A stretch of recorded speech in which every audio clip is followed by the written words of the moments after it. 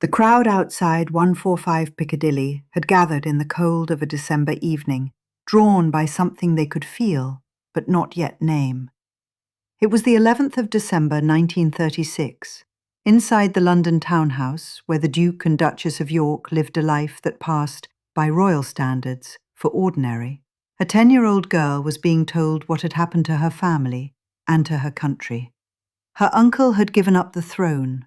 Her father, a shy man who stammered when he spoke and dreaded the sound of his own voice in public, was now king, and she, the girl they called Lilibet, was next in line after him. Her younger sister wanted to understand what this meant. Margaret, 6 years old and quick to the heart of things, asked whether it meant that Lilibet would one day be queen. The answer, much repeated since, was quiet and without drama. Yes, someday. There was no celebration in it, no horror, only a child stating a fact she had just been handed. And in that small exchange between two girls in a townhouse on Piccadilly lies the whole of the story that follows, because nobody had asked the elder child what she wanted. The single most important fact of her life had been decided for her before she was old enough to want anything at all. The woman who would become the steadiest monarch in living memory, who would outlast 15 prime ministers and reign for 70 years, was made not by ambition and not by choice, but by an accident that fell on her family in the winter of 1936. Everything she became afterward, every act of containment and endurance that the world would later read as strength, began here, with a future arriving uninvited at the door of a 10-year-old girl. She had not been born to rule.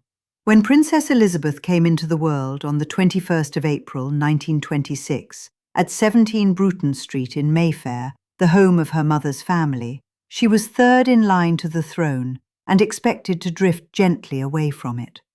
Ahead of her stood her uncle Edward, then Prince of Wales, the most glamorous and most eligible man in the empire, and ahead of her stood her own father, Prince Albert, the Duke of York, known within the family simply as Bertie. The arithmetic of succession was supposed to be straightforward. Edward would marry. Edward would have children of his own, and Elizabeth would settle into the comfortable irrelevance of a minor royal, a duchess perhaps, a familiar face at ceremonies, a woman whose name appeared in the court circular, and nowhere more demanding. That was the life she was raised for. She was not educated to be a queen because no one believed she would ever need to be one. The texture of those early years was, by the strange measure of royalty, almost domestic. The Yorks lived at 145 Piccadilly, a tall house with a garden, not a palace but a home, and the two sisters grew up inside it, with a warmth that the wider family rarely allowed itself. The great surprise of Elizabeth's childhood was her grandfather. King George V was a gruff and forbidding man, a sailor by temperament, hard on his own sons, and harder still on anyone who failed to meet his standards of order. Yet with this small granddaughter, he softened in a way that astonished the people around him. He let her tug him about. He answered to the name she had given him in her infant attempts at speech. It was George V who fixed the family nickname that would follow her to the end of her life, the name Lilibet, the private self that existed before any title attached to it. When he died on the 20th of January 1936, something steadying went out of her world. It was the first crack in the floor beneath her, though no one yet understood how much would follow. The man who came to the throne on that January death was Edward VIII, and he was a problem the moment he became king.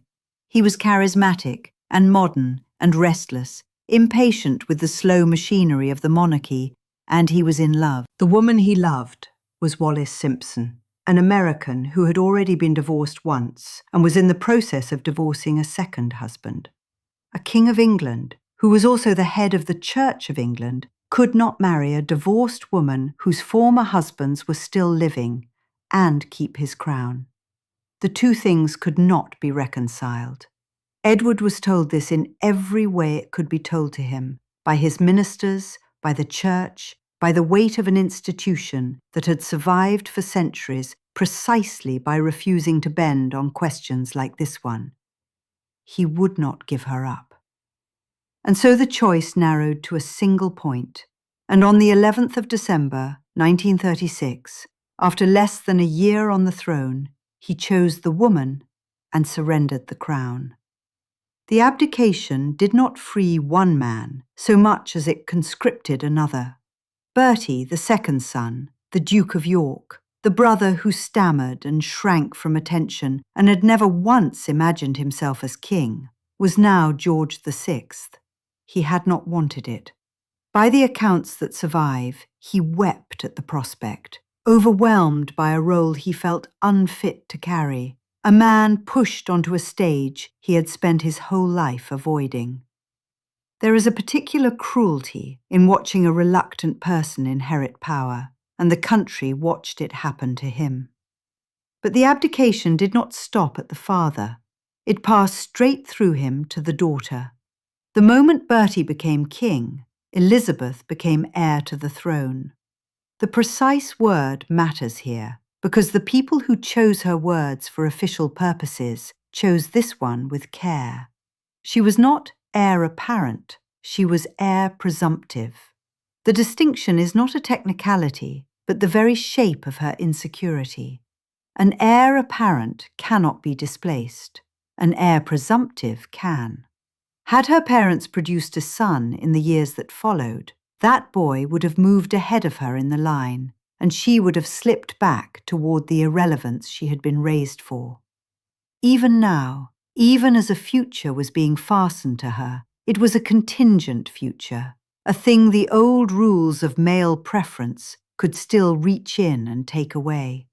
She held her place not by right, but by the absence of a brother. Nothing about it was settled, and nothing about it had been asked. This is the thread that runs through everything that comes after, and it is worth naming plainly before the story moves on, because every later sacrifice will rhyme with this first one. Duty came to her as an inheritance, and never as a decision. She did not earn the throne, did not seek it, did not in any meaningful sense agree to it. It was placed upon her in childhood by the failure of one uncle and the unwilling elevation of one father, and from that moment forward, her life would be organized around a single principle that she had no hand in choosing. The self would be subordinate to the office. What she wanted would matter less than what was required. That logic, born in December of 1936, would govern her for the next 86 years. And the remarkable thing is not that she submitted to it, but that she submitted so completely that the question of whether she ever wanted to almost ceased to have meaning. For now, though, she was simply a girl whose home was about to change. With her father's accession, the Yorks could no longer remain at 145 Piccadilly. The family home, the tall house with the garden where the two sisters had grown up in something close to ordinary happiness, gave way to the official residence of the sovereign. The move was not long in distance. It was a short journey across London, from Mayfair to the great grey bulk of Buckingham Palace, the building that was less a home than a Department of State, with its endless corridors and its staff and its sense of being permanently on display. Margaret is said to have asked whether they really had to live there. They did. There was no version of events in which they did not. And so a 10-year-old passed through the gates of Buckingham Palace, carrying a future she had never requested, sent ahead by an accident in her family that she was too young to have shaped and too dutiful to refuse. The doors of the palace closed behind her, and on the other side of them waited the rest of her life. The gates closed, and the world inside them was different. At 145 Piccadilly, the two princesses had lived something close to a private life, a house with a garden, a routine of lessons and ponies, and visits from a grandfather who let the smaller of them tug at his beard. Buckingham Palace was not a house. It was an institution wearing the shape of a home, 600 rooms and a staff that outnumbered any family, corridors where a child's footsteps echoed and were noted. Lilibet was 10 years old, and the building she now lived in was the headquarters of the thing she had become. Heir presumptive. The phrase followed her down the marble like a second shadow. What changed first was the education. While she had been third in line, then second, her lessons could afford to be the ordinary curriculum of a well-bred girl. French, history, dancing, the management of a household she would one day preside over as someone's wife. After 1936, that was no longer enough. A future queen needed to understand the machine she would one day sit at the center of, and so the Constitution itself entered the schoolroom. Henry Martin, the Vice Provost of Eton, was brought across to teach her the workings of the British Constitution, the slow accretions of precedent and statute that made a monarch's power both immense and almost entirely theoretical. He was an eccentric man who kept a pet raven and chewed sugar lumps while he lectured, and he addressed the solitary girl in front of him as though she were a hall full of boys, beginning, by habit, with the word gentleman. She took it without complaint. She was already learning the central skill of her life, which was to absorb whatever the role required and let none of it show. The person who saw that transformation up close and who narrated it most intimately was the governess. Marion Crawford had come to the Yorks in the early 30s, a young Scotswoman the children rechristened Crawfie, and she had been present for almost everything. The games on the floor at Piccadilly, the move through the palace gates, the long tightening of expectation around her elder charge. She was, by every account including her own, devoted. And it is precisely because of that devotion that what happened to her matters. In 1950, Crawford published a memoir of her years with the princesses, called The Little Princesses. By the standards of any later decade, it is a harmless book, fond, gentle, almost cloying, full of bath-time anecdotes and observations about a serious little girl who lined up her toy horses with great care. There is nothing in it that wounds, and the family treated it as a betrayal so complete that her name became a verb. To be cut off entirely, to be exiled from royal favour for an indiscretion, was to be crawfied. She was never spoken to again. Her cottage near the gates of one of the royal residences stood within sight of the comings and goings she was no longer part of, and she lived out her life in that exile. The lessons sat there for anyone in the household to read. Warmth, once given to the institution, could not be withdrawn into the warmth of an ordinary friendship. Affection toward the heir was now a security matter. Crawfie had loved the children and then described that love in public, and for the second half of the equation, she was erased. Elizabeth, watching, would have understood the arithmetic precisely. The people closest to her could become liabilities by the simple act of remembering her as human.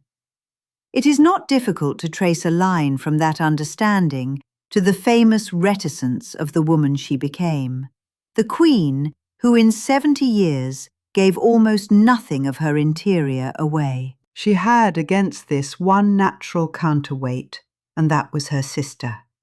If Lilibet was the controlled one, watchful, dutiful, already practicing the stillness of the throne, Margaret was the opposite, written in the same handwriting. Princess Margaret Rose was quick where her sister was careful, musical, funny, a gifted mimic who could empty a room of its solemnity in a sentence. She had been born without the burden, the spare to a spare, who had unexpectedly become the spare to a queen, and the slack in her position became slack in her character. The two of them were inseparable and entirely unalike, and the contrast did the work that contrasts do. It showed in the same family, in the same schoolroom, what a child of that house looked like when she was allowed to want things. Margaret wanted things loudly. Elizabeth had already begun the long discipline of not appearing to want anything at all. Hold the difference in mind, because the cost of it comes due later, and when it does, it will be Elizabeth who pays it, and Margaret who is made to. Then the war came, and gave the discipline its proving ground. The princesses spent the worst of it at Windsor Castle, the medieval fortress west of London, while the bombs fell on the capital. The crown jewels, by accounts that circulated afterward, were prized from their settings and hidden somewhere in the castle grounds, the regalia of 1,000 years reduced to a parcel buried against invasion. In 1940, at the age of 14, Elizabeth made her first broadcast, a short address on the radio program for children, many of them evacuated far from their parents, some sent overseas. Her voice on the recording is high and careful and very young, and it tells the frightened children of Britain that in the end all will be well. It was the first time the country heard the person rather than the position, and even then the message was reassurance offered on behalf of others. She was speaking to comfort, not to confess. As the war ground toward its end, she did something that mattered to her more than the broadcasts, because it was the first thing she had genuinely insisted upon. In 1945, she joined the Auxiliary Territorial Service, the women's branch of the army, and she did not join it as a figurehead inspecting troops. She trained as a driver and a mechanic. There are photographs of the heir presumptive to the throne in overalls, her sleeves pushed up, leaning into the engine of a military vehicle, learning to strip a carburetor and change a tire and read the temperament of a machine. A future queen with grease to the elbows. It is a small thing, and it is not a small thing. It was the nearest she had yet come to ordinary competence, to a task with a right answer that did not depend on her birth, and she had to push to be allowed it. The image is worth keeping because of how rare it is in her life.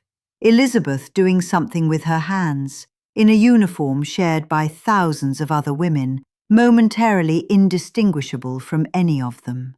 The indistinguishability lasted, in its purest form, for a single night. On the 8th of May 1945, the E-Day, with the war in Europe over and London delirious in the streets, the two princesses were permitted to leave the palace and walk out into the crowd. They went incognito, Elizabeth still in her ATS uniform, the cap pulled down, and they moved through the celebrating city as no one in particular, swept along in the anonymous joy of a country that had survived. She would speak of it for the rest of her life as one of the great memories, that stolen hour of being a face in a crowd rather than the face the crowd had come to see. And the very fact that she treasured it so much, that an ordinary evening on a public street could stand out across 9 decades as a kind of liberation, tells you everything about the size of the cell. It was the exception that defined the rule. For one night, she was no one, and she never forgot it, because she was never allowed to be no one again. 2 years later, the door that the war had briefly cracked open was closed by her own voice. On the 21st of April 1947, her 21st birthday, she was in Cape Town in South Africa, in the middle of a long royal tour, and she made a broadcast to the Commonwealth. The words had been drafted for her, but she delivered them as a personal vow and was reportedly moved to tears in the rehearsal of them. "My whole life," she said, "whether it be long or short, shall be devoted to your service."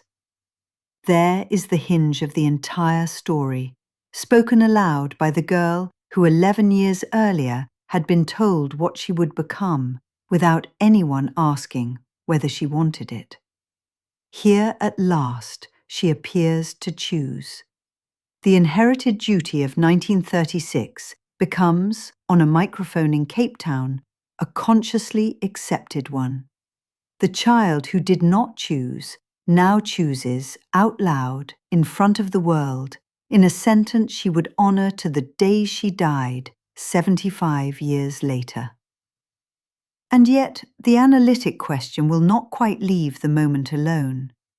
By the time she stood at that microphone, was refusal ever genuinely on the table?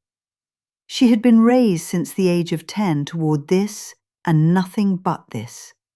The Constitution had been poured into her, the betrayals catalogued, the discipline of self-erasure practiced until it was reflex. To call the Cape Town vow a free choice is to imagine a version of her who could have said no, and it is not at all clear that such a version had been permitted to exist. She chose, certainly, but she chose the only thing she had ever been shown. There was, in all of this, one desire that was unmistakably her own, and she fought for it. She had first noticed Philip years before, a tall, blonde naval cadet, Lieutenant Philip Mountbatten, born Prince Philip of Greece and Denmark, and by the end of the war, she had quietly settled the matter in her own mind. He was, from the family's point of view, a complicated prospect. He was foreign and very nearly penniless, a prince of a deposed dynasty with no fortune to speak of.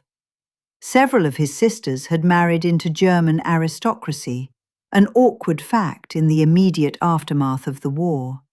And his candidacy was pushed hard by his ambitious uncle, Lord Louis Mountbatten, the man the family called Uncle Dickie, whose evident calculations set teeth on edge at the palace. There was resistance, and there was delay. But on this single question, the controlled, dutiful daughter dug in and would not be moved. And for once, the wanting was hers, and the getting followed. It came to its conclusion on the 20th of November 1947 in Westminster Abbey. She married him there, in front of the assembled crowns of Europe and a country still living under rationing, the bride who had saved her clothing coupons toward the dress. It was the one wholly deliberate choice of her own life that she was permitted to make and to keep, the rare instance of wanting something and being given it. And she made it in the Abbey where, in a few short years, by the workings of the same inheritance she had not asked for, she would kneel to be crowned. The marriage at Westminster Abbey on the 20th of November 1947 was, by every account, a love match, and that fact alone makes it remarkable in the chronicle of her life. She had wanted Lieutenant Philip Mountbatten. She had said so, plainly and early, and she had held to it against a family that found him foreign, near penniless, and altogether too sure of himself. For once the inheritance and the want pointed in the same direction. She got the thing she chose, and for a few short years after the wedding, it looked as though the choosing might continue, as though a young woman who had married for love might be permitted a life that resembled, at least in outline, an ordinary one. That life had a location, and the location was Malta. Between 1949 and 1951, while Philip served as a naval officer in the Mediterranean Fleet, Princess Elizabeth lived on the island for stretches at a time, and the woman who emerges from those months is almost unrecognizable against the monarch she would become. She drove herself. She went to the hairdresser like any officer's wife. She carried her own money, watched polo, dined out, argued and laughed in rooms where she was a wife first and a princess second. The biographers who have looked closely at her, Pimlott and Bradford and Lacey among them, return to Malta as the one passage of her adult life that was nearly normal, and they returned to it because there is nothing else like it. It was the life she might have had if the rules had broken differently in 1936. She glimpsed it, lived inside it for a season, and then it was taken back. It was taken back in Kenya, in the early hours of an African morning, with a suddenness that no amount of preparation could soften. In late January 1952, Elizabeth and Philip set out on a Commonwealth tour, standing in for a father whose health was failing more visibly than the public was allowed to know. They stayed at Sagana Lodge, a wedding gift from the people of Kenya, and on the night of the 5th of February, they travelled the short distance to Treetops Hotel, a viewing lodge built into the branches of a great fig tree in the Aberdare forest, where guests sat up to watch elephant and rhino come to the waterhole below. The detail that has outlived every other from that night belongs to the hunter and naturalist Jim Corbett, who was there as a guard, and who wrote afterward in the lodge guest book that for the first time in the history of the world, a young girl had climbed into a tree one day, a princess, and climbed down the next, a queen. He meant it as a marvel. Read now, it is something closer to an epitaph for the private self. For at some point during those hours, far away at Sandringham, King George VI died in his sleep. The accession was dated the 6th of February 1952, and the strange, cruel particular of it is that Elizabeth did not know. She came down from the tree, returned to Sagana Lodge, and went about a morning as the daughter of a living father, while she was already, in law and in fact, the Queen.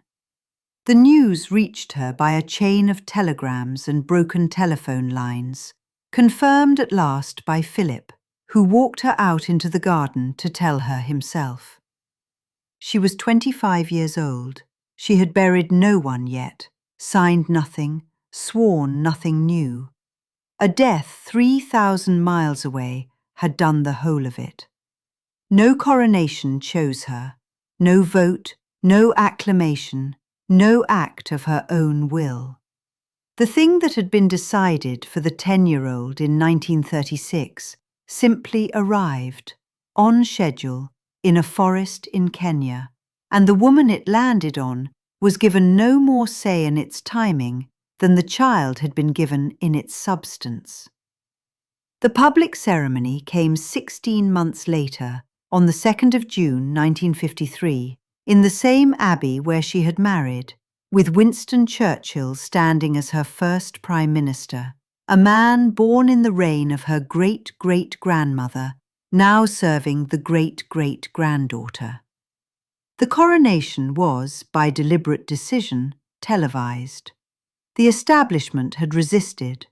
Churchill himself was uneasy, and the instinct of the court was to keep the sacred core of the rite away from the cameras, to preserve its mystery. Elizabeth, in one of the early assertions of her own judgment as sovereign, allowed the cameras in. Millions watched the anointing and the crowning in their own front rooms, and the monarchy bound itself to the new medium that would, in time, do so much to expose it. What the cameras showed was magnificence. What they could not show was the private fact underneath it, that the woman being crowned in glory had, a little over a year earlier, lost her father, and had been permitted almost no public space in which to grieve him as a daughter. The office required the radiance was provided. The grief went where everything personal in her life now went, which was inward and out of sight. The cost of that arrangement fell first and hardest on her marriage, and it fell over a question that to outsiders looked trivial, and to Philip looked like the erasure of his manhood. When she acceded, the matter of the family's surname came up, and the establishment, led by the ageing Queen Mary and by Churchill's government, was adamant. The royal house would remain the House of Windsor. It would not become the House of Mountbatten, whatever the ordinary rule that a wife takes her husband's name might suggest. Philip had given up his Greek and Danish titles, his naval career, his very name on marriage, taking Mountbatten from his uncle. Now he was told his children would not carry even that. His protest has been quoted ever since because it was bitter and it was exact. He was, he said, the only man in the country not allowed to give his own name to his own children. Nothing but a bloody amoeba. He was not wrong about the humiliation. And Elizabeth, who by every account loved him and sympathized with him, did not override it. A compromise came, but slowly, and only in 1960, when it was settled that descendants who needed a surname would use Mountbatten Windsor. The 8-year gap is the point. When her husband's pride and the institution's preference collided, the institution won. And it won early, and she let it win. The pattern set in 1936 was holding. Duty over desire, even when the desire was her own husband's and her own sympathy ran with him. But the sharpest test of the pattern, the one that turns the whole story back on itself, came not from her marriage, but from her sister. Princess Margaret Rose had grown up as the bright, quick, musical counterweight to her dutiful older sister, the one who teased and rebelled and reached for the freedoms Elizabeth never claimed. And by the early 1950s, Margaret had fallen in love with Group Captain Peter Townsend, a decorated wartime pilot who had served the family as an equerry. He was honourable, admired, and divorced. That last word was the whole of the problem. For the Queen was not merely Margaret's sister, she was the supreme governor of the Church of England, the same church whose stance on the remarriage of divorced persons had, 16 years earlier, helped force her uncle off the throne. The machinery that had broken Edward VIII in 1936, that had made her father king and made her the heir and decided the shape of her entire existence, was now turning to point at her own sister's happiness. And Elizabeth stood at the controls. She did not bend the rule. The matter dragged through 1955, hemmed in by the church, the government, and the threat that Margaret might lose her royal status and income if she married against the establishment's will. In the end, Margaret renounced Townsend, publicly, in a statement that spoke of being mindful of the church's teaching and of her duty to the Commonwealth. The symmetry is almost unbearable to state plainly, and so it should be stated plainly. The abdication that handed Elizabeth her crown was driven by the principle that a member of the royal family could not marry a divorced person and keep their place.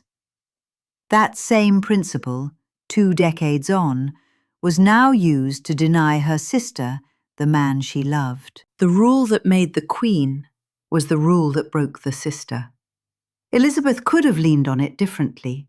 She could have spent some portion of her vast new authority to find Margaret a way through. She did not. Duty won again, as it had won over Philip's name, as it had won over the child at the palace gates. And this time, the price was paid by the one person who had shared that childhood with her. She let it happen, and the letting is the part the record will not let her off. It would be easy, and it would be wrong, to read all of this as coldness. The woman who declined to fight for her sister was not a woman without feeling.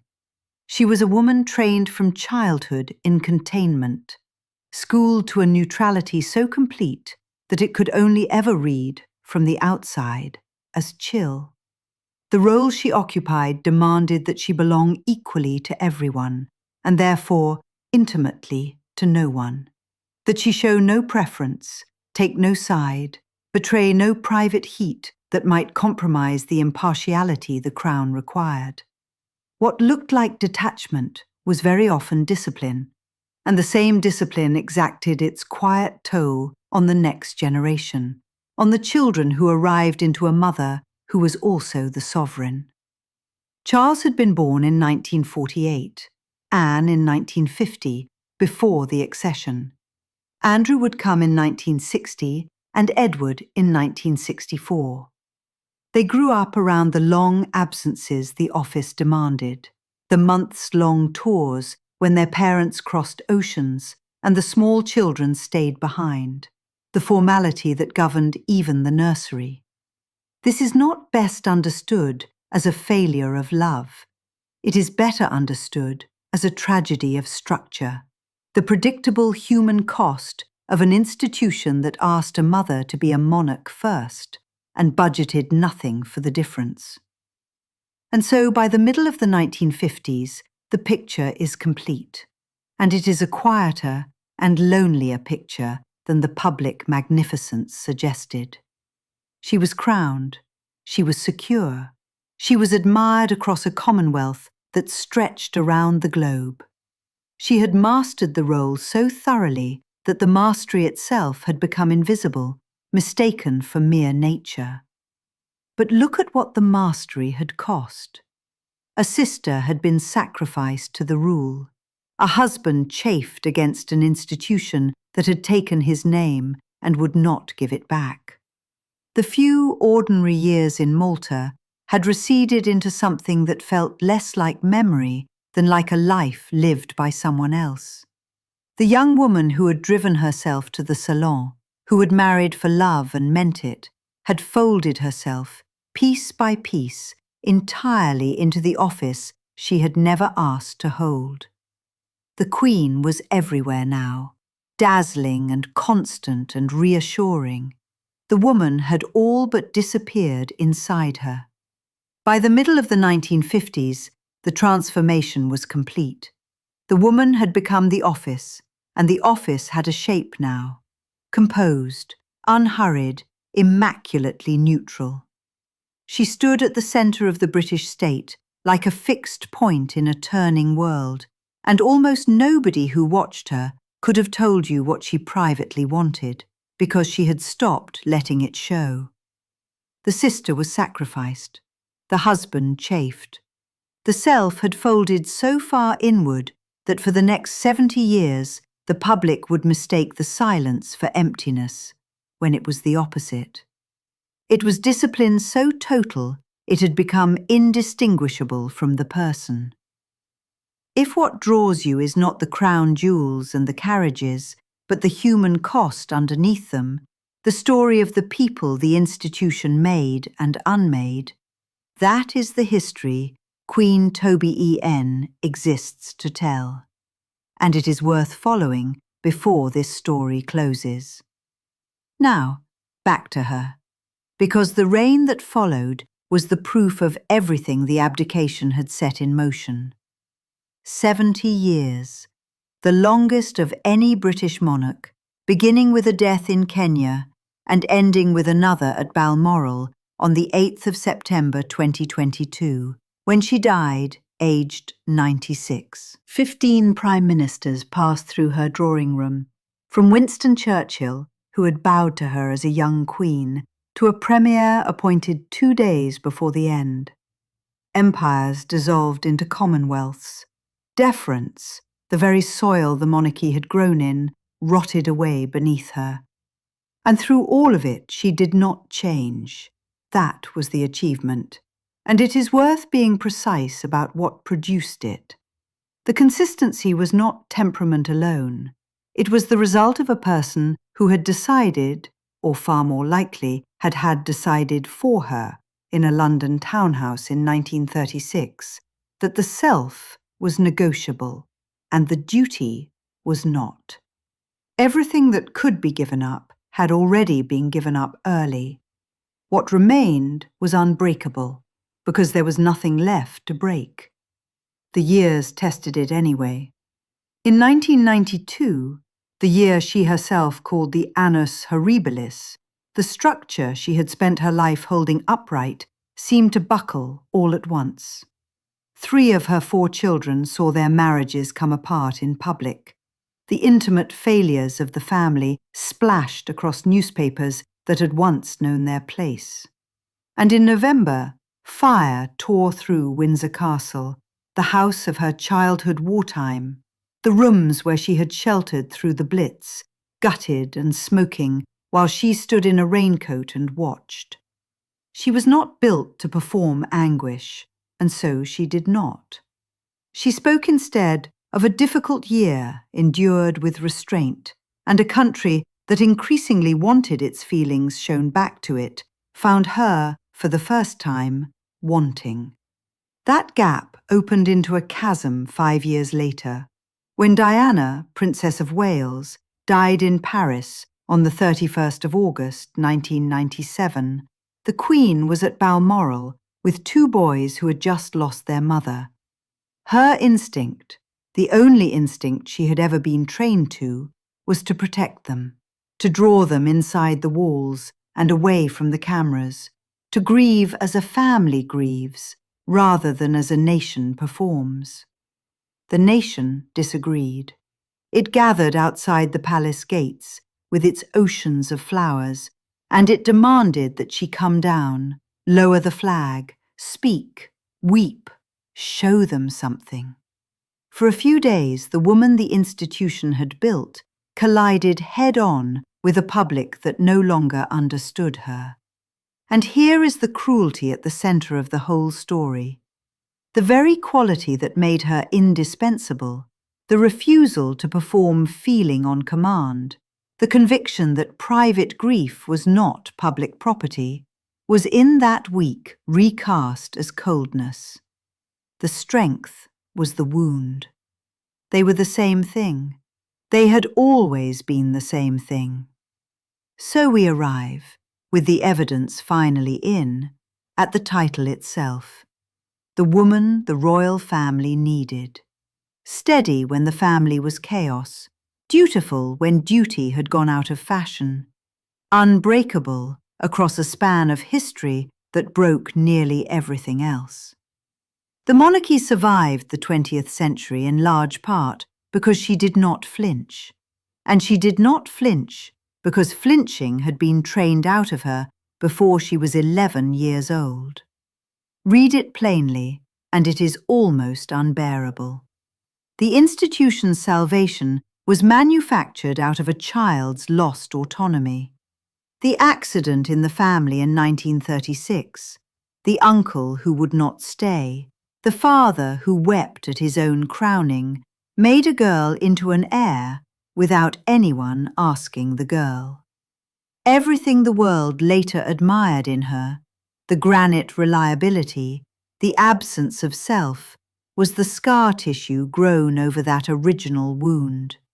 She was not chosen by the people for the throne.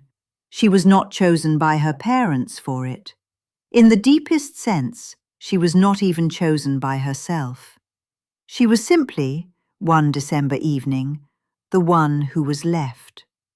And yet honesty requires the other side of the ledger, because she would not have accepted this telling. At Cape Town in 1947, 21 years old and entirely composed, she made her vow into a microphone for an empire to hear. My whole life, whether it be long or short, shall be devoted to your service. Nobody held her hand to that promise. She wrote it, she meant it, and 70 years of evidence say she never once wavered from it. If you want proof that she chose, that is the proof. She stood up and chose, out loud, in front of the world. How do we hold both of these at once? The child who was given no choice, and the woman who chose so completely that she never took a single day off from the choosing. The resolution this story offers is not a verdict. It is a tension to sit inside. For Elizabeth, duty and desire had been fused together so early, welded in the heat of 1936, when she was still small enough to tug her grandfather about the room, that by the time she was old enough to want anything, what she wanted and what she was required to want had become the same thing. The vow at Cape Town was real. It was also the only shape her wanting had ever been allowed to take. She wanted what she was required to want. Whether that is freedom or its perfect imitation is a question the records cannot settle, because she herself, in all probability, could no longer tell the difference. The line had been erased so long ago that there was nothing left to measure it against. But the girl was not entirely gone. Listen for the name, Lilibet. The private self, the one her grandfather King George V loved when she was small at 145 Piccadilly, the name no constitution and no coronation ever touched. It survived everything. It survived the abdication and the war and the ATS overalls and the throne and the cameras and the long enclosure inside the office. In 2021, near the very end of her life, it surfaced again as the name chosen for a great-granddaughter an ocean away, carried into the next century by people who had never met the child it first belonged to. And when she died, it was Lilibet who lingered in the private grief of those closest to her, the intimate names spoken where the public titles fell silent. The crown swallowed the woman whole. It did not, in the end, digest her.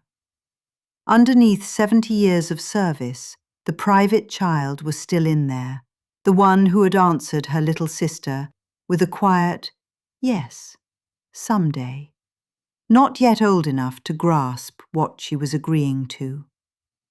So picture them together, the two figures this story has been holding apart. A 10-year-old at the gates of Buckingham Palace, carrying a future she did not ask for, the heavy doors swinging shut behind her. And a woman of 96 at Balmoral, at the close of the longest reign in the history of the British Crown, having given every hour of the 86 years between them to a promise made on her behalf before she could speak. Between those two images lies the only question worth asking, and the film cannot answer it for you, because nobody can. If you are never once permitted to choose, if the choosing is done for you while you are still a child, and then asked of you every day for the rest of your life, can a lifetime of flawless devotion still be called a gift that you gave? She gave it. Whether it was ever hers to give, we will never know. Hold, then, on Lilibet,